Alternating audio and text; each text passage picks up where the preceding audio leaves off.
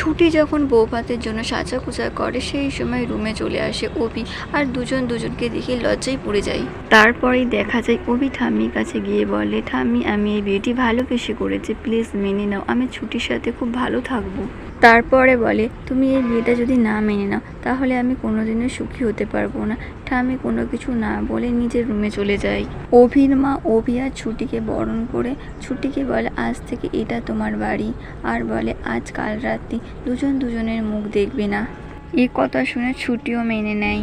অভির মা অভিকে বলে গেস্ট রুমে শুতে। অভি প্রথমে কিছুতেই রাজি হয় না, পরে মেনে নেয়। পরদিন সকালে অভির মা আলমারি থেকে একটা শাড়ি আর কিছু গয়না নিয়ে ছুটির রুমে চলে যায়। অভির মা ছুটির হাতে তুলে দিয়ে বলে, বউ ভাতের জন্য রেডি হয়ে যাও।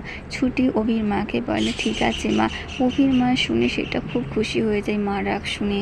তারপর বলে, তুমি আমার বৌমা না, আজ থেকে তুমি আমার মেয়ে। সেটা শুনে ছুটিও খুব খুশি হয়ে যায়। ছুটি বউ ভাতের জন্য রেডি হয়ে যায় আর গেস্ট রুমে দাঁড়িয়ে অভি মনে মনে বলতে থাকে, আমার রুমের আলমারিতে আমার ইম্পর্টেন্ট ফাইলটা রয়ে গেছে, এক্ষুনি আমার ফাইলটা লাগবে।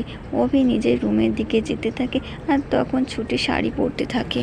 অভি ভেতরে ঢুকে দেখে যে ছুটি শাড়ি পরছে। দুজনে লজ্জা পেয়ে দুদিকে মুখ ঘুরিয়ে নেয়। সরি বলে অভি বলে যে আমার মনে নেই যে তুমি এই রুমে আছো, আসলে আমার এই রুমে একটা ফাইল রয়ে গেছে।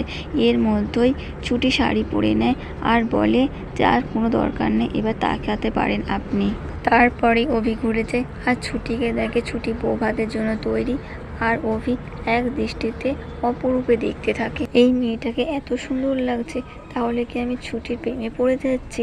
না, আমি একমাত্র পরীকে ভালোবাসি। তারপরে চোখটা নিচের দিকে নামিয়ে নেয়। হ্যালো বন্ধুরা, ভিডিওটি যদি ভালো লেগে থাকে লাইক করবেন, কমেন্ট করবেন, শেয়ার করবেন, ইউটিউব থেকে সাবস্ক্রাইব করবেন, ফেসবুক থেকে ফলো করবেন।